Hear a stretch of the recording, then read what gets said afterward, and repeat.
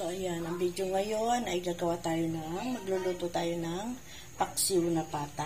Ayan. Pata ng baboy. So, ayan. Kaya ganyan itsura niyan. Pinakuluan ko na siya sa tubig at asin. Kumbaga, nilinisan ko muna siya.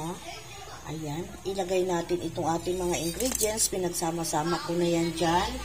Dinurog na bawang. Pamintang buo. At meron akong nilagay na cubes. And then, lagyan din natin siya ng konting patis, pampalasa.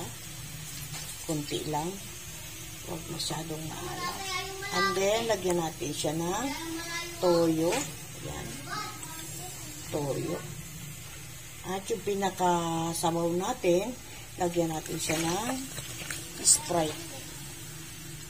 So, ayan. At lagyan din natin, magdadagdag ako ng konting tubig dyan. Hayaan natin kumulo hanggang sa siya ay lumambot. Balikan natin siya kapag pwede na siyang haluin. So, ayan yung ating paksiw na pata. Okay na lang ang tubig niyan. Pakalambot niya. Napakalambot, napakasarap. Malasang malasa siya. Yun siya.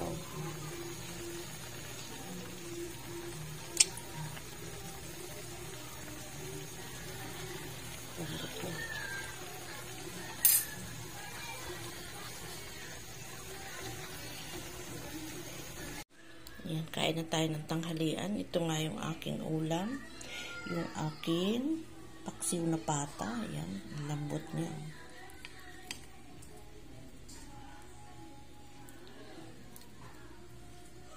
Yan.